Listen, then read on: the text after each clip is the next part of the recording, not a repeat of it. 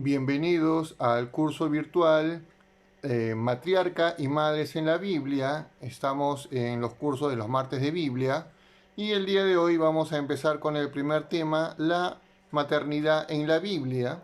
Para esto vamos a ir a los orígenes, nos vamos a centrar en los primeros capítulos del Génesis y cómo es enfocada y entendida la maternidad. Entonces, iniciamos este curso. Vamos a ver primero la maternidad y el mandato de ser fecundos. Acuérdense que la maternidad es un mandato que aparece en el primer relato de la creación.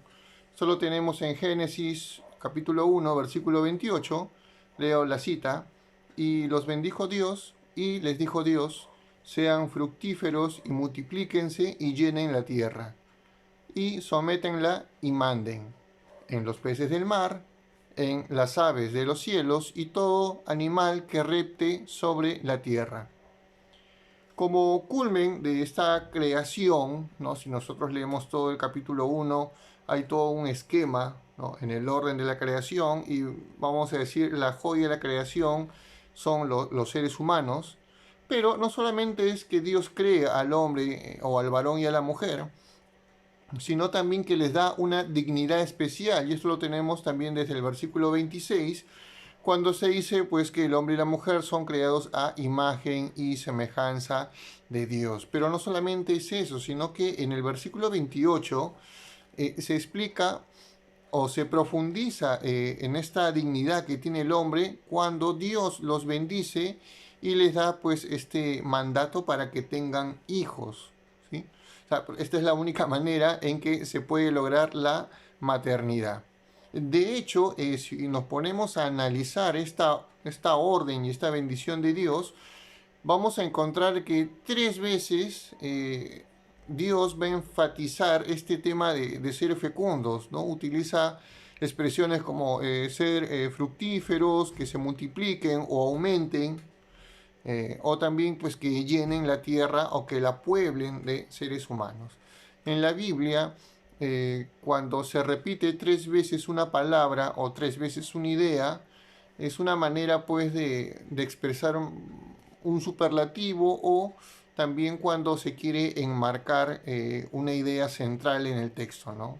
Un ejemplo del Nuevo Testamento, cuando Pedro negó 3 veces al Señor, ¿no?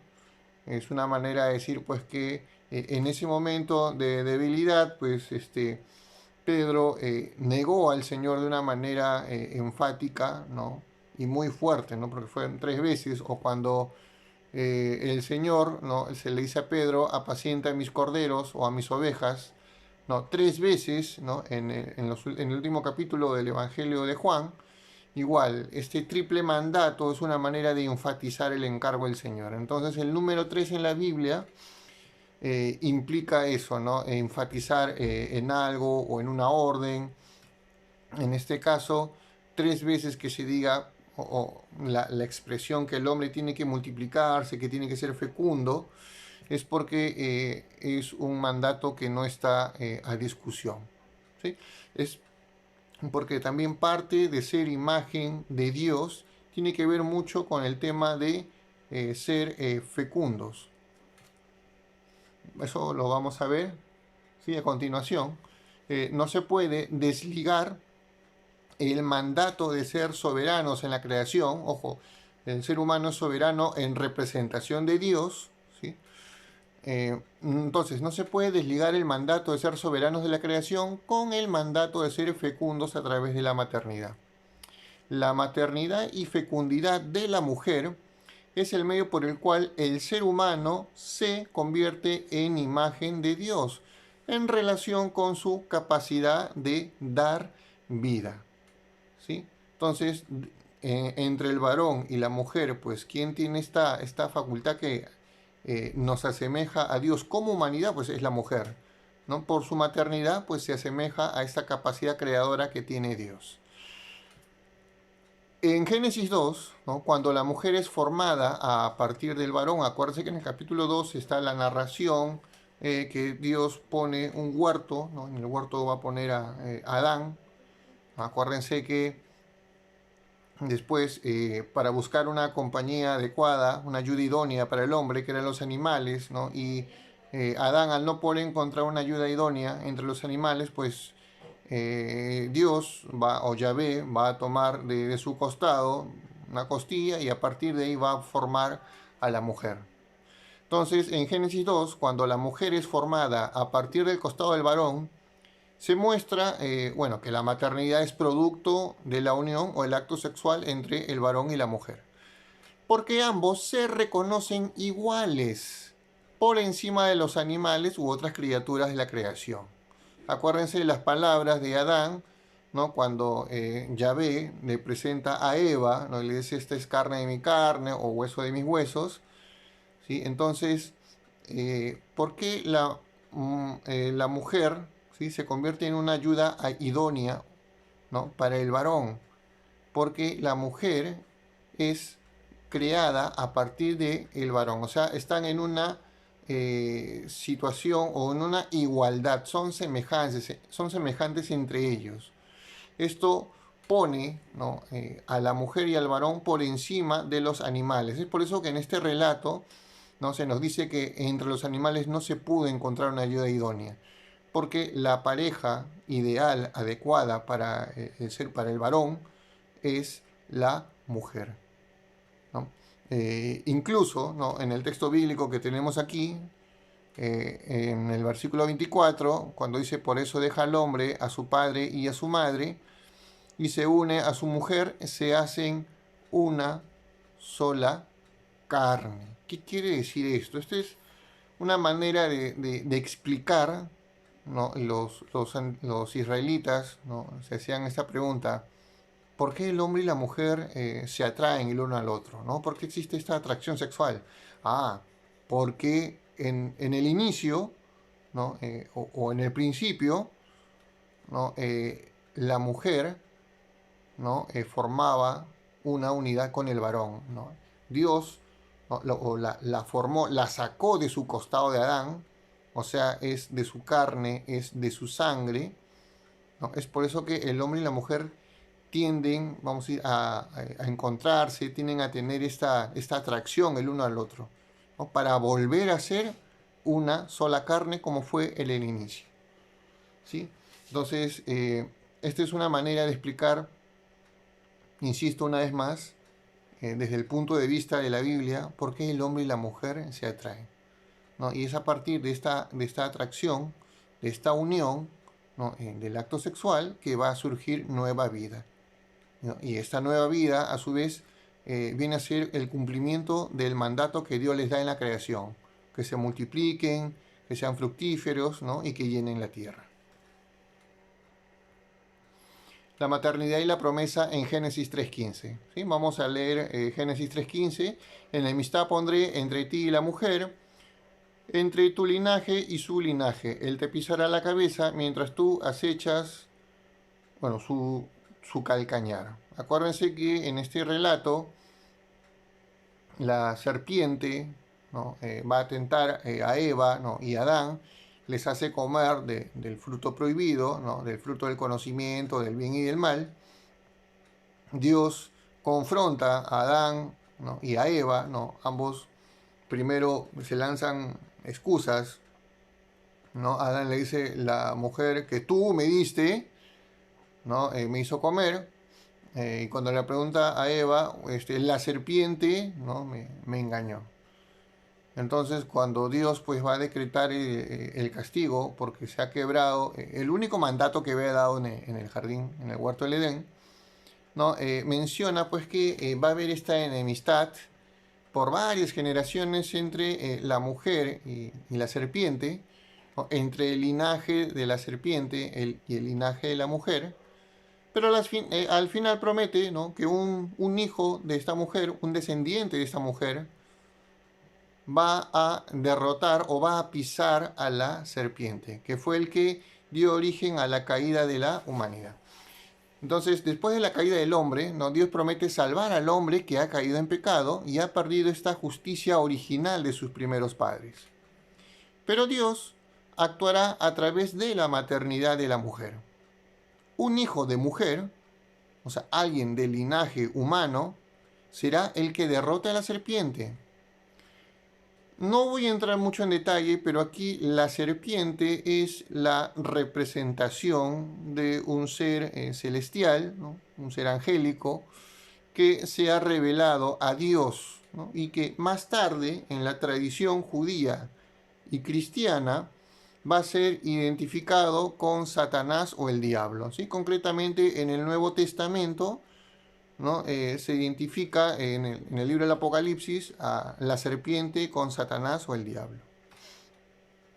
Por tanto, si queremos ver cómo Dios cumple sus promesas de salvación, de ahora en adelante, o sea, a partir de Génesis 3.15, tenemos que ver con atención los linajes humanos, o en otras palabras, tenemos que ver con atención las listas genealógicas que nos presenta el libro del Génesis y también todas las genealogías que aparecen en el Antiguo Testamento y en el Nuevo Testamento.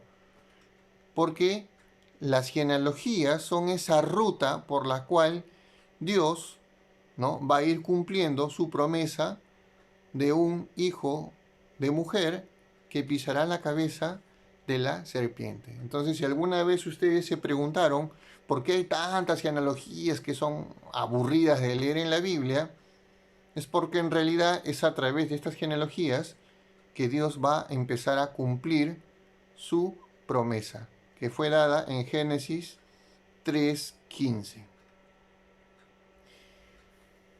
Un ejemplo, ¿no?, de las genealogías lo vamos a ver con la genealogía de Set y la de Sem. Set es el tercer hijo de Adán y Eva, ¿sí? Entonces vamos a ver cómo el linaje de Set prevalece sobre el linaje de Caín, que también aparece en Génesis 4.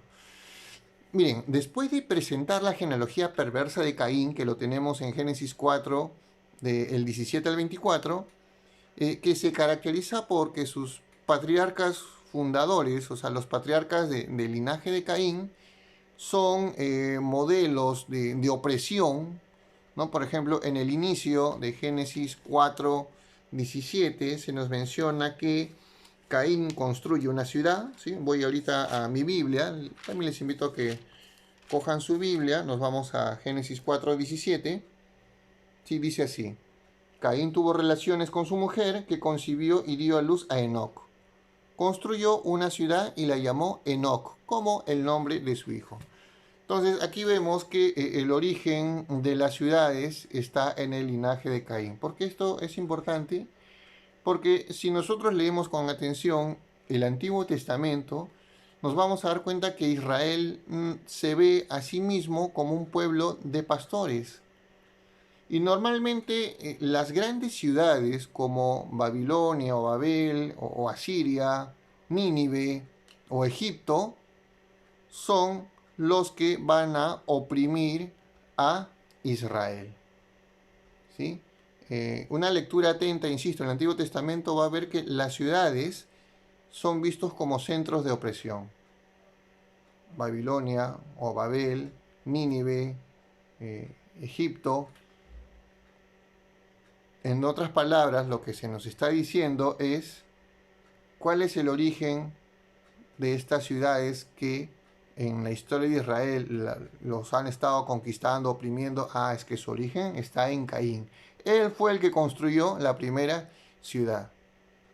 Si leemos con atención el linaje de Caín, vamos a ver que en ella se encuentran pues los patriarcas de los herreros, de los músicos. Ahora, el tema de los herreros, acuérdense que son los que forjan las armas, las espadas, ¿no? Que va a estar al servicio pues, de un ejército, ¿no?, para proteger los intereses de la ciudad. Normalmente en las cortes antiguas, bueno, o como ahora también, pero siempre en las cortes estaban los músicos, que eran los que deleitaban pues, con su música, con sus instrumentos, a la corte del rey. Entonces, en la genealogía de Caín se nos dice que tanto los herreros como los músicos, ¿no?, que están al servicio, ¿no?, del poder de turno o al servicio de los poderes de la ciudad, todos ellos tienen un origen en Caín. Insisto, no es que el ser herrero en sí sea malo, ¿no? Uno que tal vez tenga la profesión de herrero puede decir que entonces mi origen es maldito. No, hay que verlo desde el punto de vista de Israel. Cuando se habla de herreros, se está hablando de los que forjan armas. En otras palabras, lo que está diciendo es el origen de las armas está, de los que fabrican armas, está en el linaje de Caín. Los músicos que están al servicio de las cortes, de los palacios, ¿sí? Que solamente están a su servicio para su deleite, que se confabulan con el poder, también están en su origen en Caín. Otra cosa más importante es, o interesante diría yo, es que también en esta genealogía de Caín vemos a Lamec, quien es el primero que instaura la poligamia, ¿sí? Es el padre de la venganza, pero también es interesante ver cómo cosifica a sus esposas. De hecho, tal vez en el español no nos damos cuenta, pero sus esposas se llaman Ada y Sila. No, espero que no haya ninguna Ada en la clase. Pero Ada en hebreo significa adorno y Sila significa sombra. O sea, no, adorno en el sentido que es una mujer que tal vez eres de una gran belleza, pero que para Lamec era simplemente un adorno decorativo. Sila, su otra esposa, que su nombre significa sombra, no la veía como una compañera idónea. Era una persona que estaba a su lado, pero era como su sombra. No la tomaba en cuenta. Entonces miren cómo a través de los nombres de las esposas de Lamec vemos cómo las mujeres son devaluadas en el linaje de Caín. Y en esto, a partir del Génesis 4:25 hasta el capítulo 5, versículo 32, aparece el linaje de Set, tercer hijo de Adán, ¿no? También hijo de Eva, y es a través de su descendencia que se cumplirá la promesa de salvación. En ella aparece Enos, que es el primero en invocar el nombre de Yahvé. Aparece Enoc, ¿no? Que camina con Dios y es trasladado al cielo, su nombre justo. Y aparece otro Lamec, que a diferencia del Lamec de Caín, que es vengativo, este es el padre del justo Noé. Entonces aquí vemos cómo la promesa de salvación, ¿no? Se va a hacer presente en el linaje de Set. Después vamos a ver a través de sus descendientes, ¿no? Acuérdense que Noé es padre de Sem, de Jafet y de Can, pero vamos a ver cómo la promesa de salvación se va a ir por el linaje de Sem. ¿Sí? La bendición y promesa de Dios recaen sobre Sem, que es el padre de los pueblos semitas, de los cuales va a descender Israel. Incluso, ¿no? Los descendientes de Can, que es padre de los cananeos, son maldecidos y estarán sometidos a Jafet y Sem, ¿no? Eso lo tenemos en el relato de Génesis. Entonces vamos a ver que incluso de esta descendencia de Sem va a nacer Abraham, el padre de la fe. Entonces por esto yo les decía que las genealogías o las listas genealógicas en Génesis son importantes, porque a través de ella vamos viendo cómo se va a cumplir la promesa de salvación de Génesis 3:15.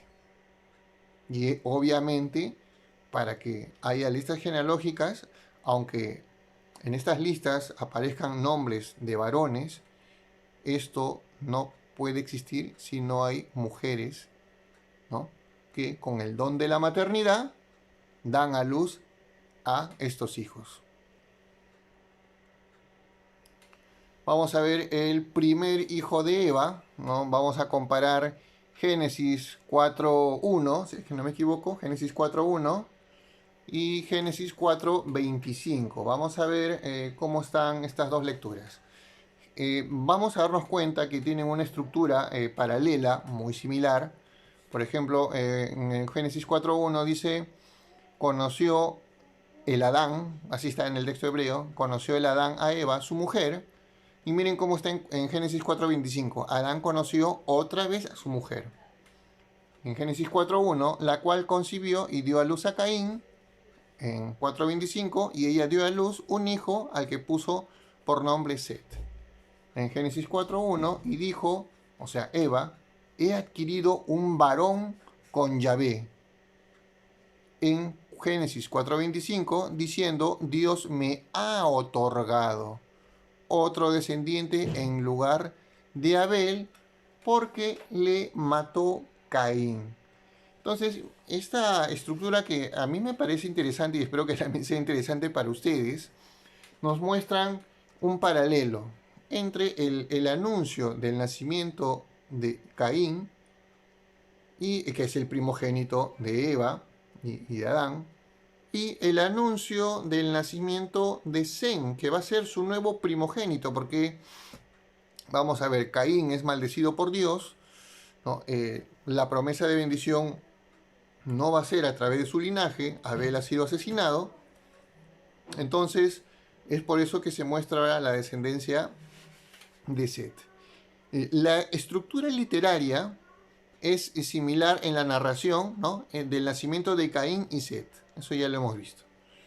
Lo interesante es que Caín, ¿no? En hebreo, Caín, el hijo asesino, ¿no? Eva, al anunciar su nacimiento, enfatiza en primer lugar que ella ha adquirido o creado, ¿no? La palabra en hebreo es kaniti, que proviene del verbo kaná, puede traducirse como he adquirido un varón o he creado un varón, ¿no? En cambio, al anunciar el nacimiento de Set, el hijo por donde se cumplirá la promesa, enfatiza que Dios se lo ha dado, ¿no? Voy a volver a decirlo. Cuando se anuncia el nacimiento de Caín, Eva dice, he adquirido, o sea, yo he adquirido un varón con Yahvé.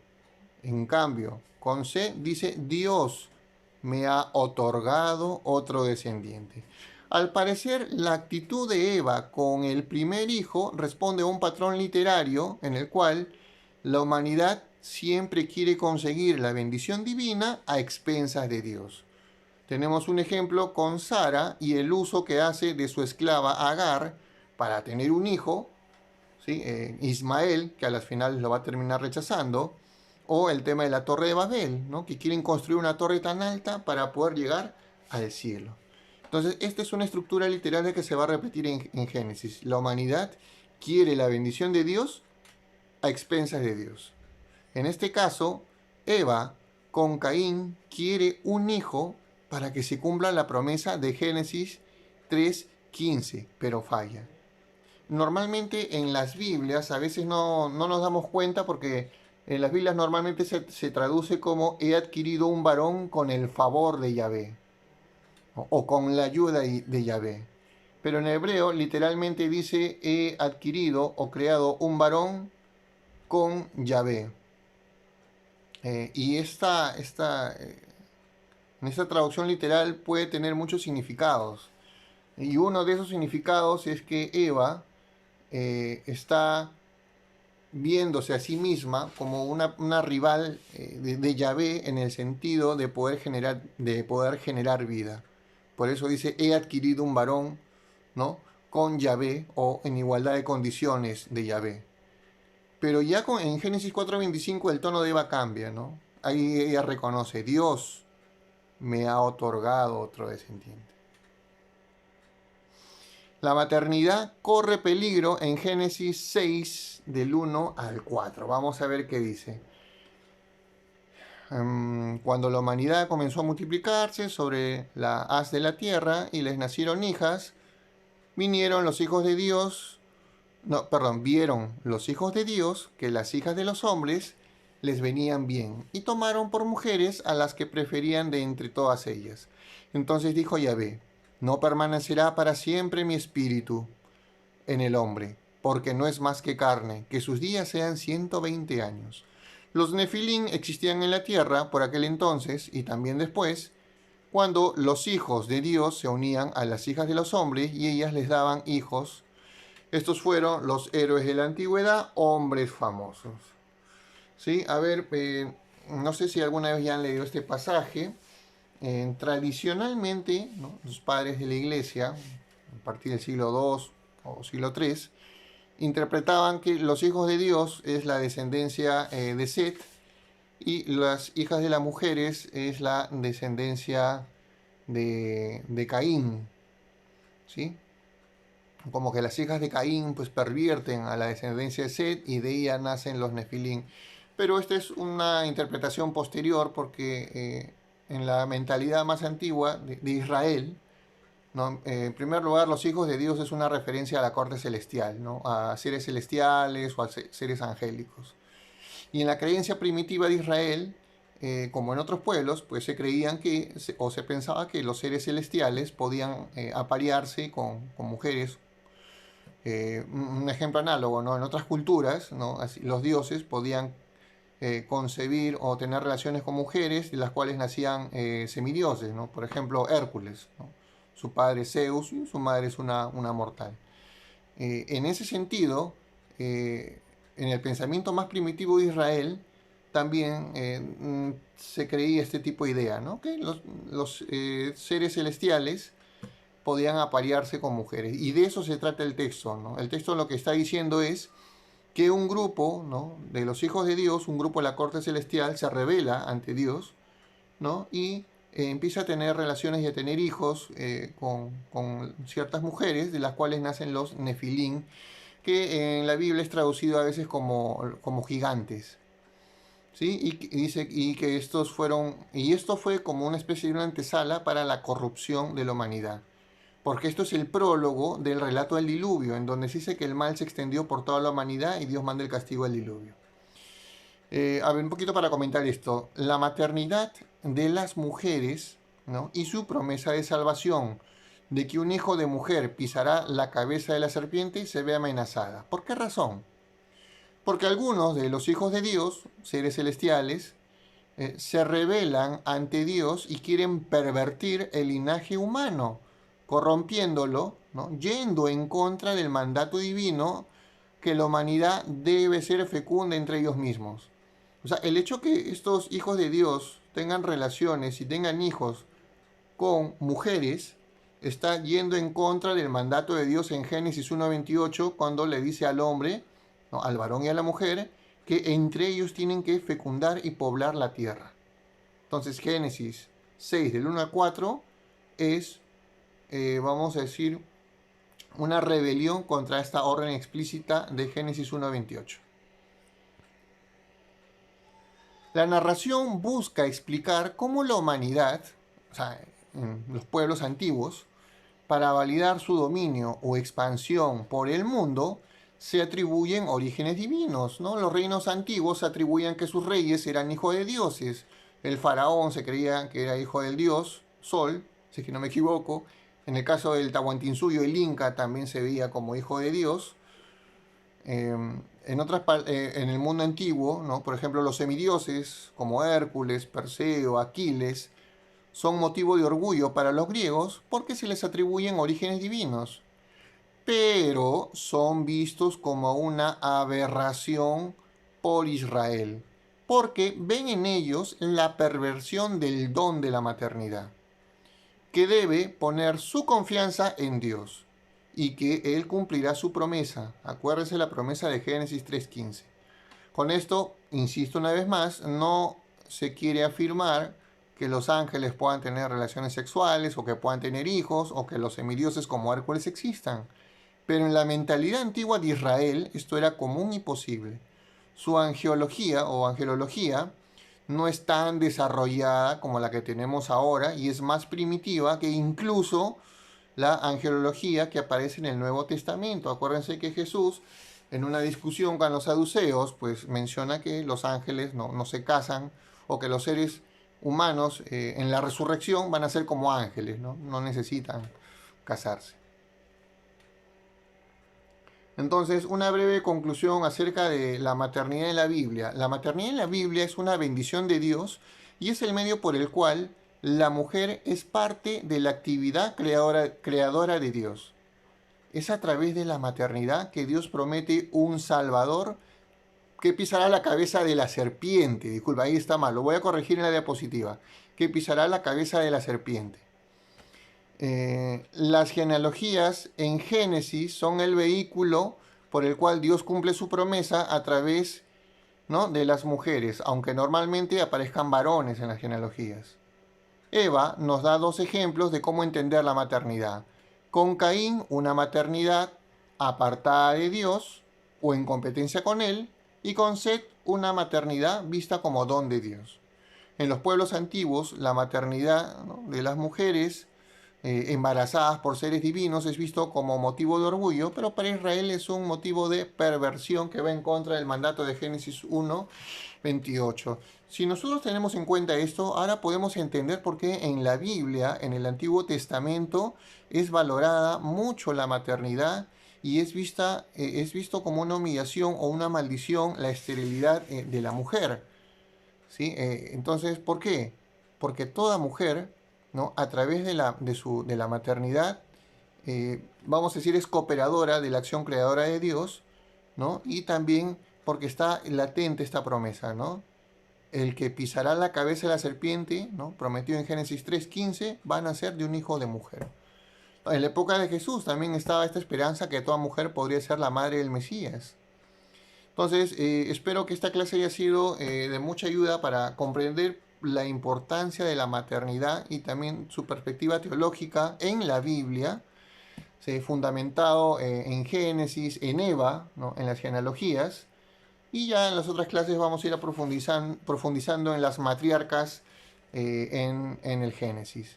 Sí, acuérdense, voy a actualizar en el aula virtual, se va a corregir en las conclusiones, debe decir un Salvador que pisará la cabeza de la serpiente. Bien, eso es todo, que tengan una buena semana, nos vemos la siguiente.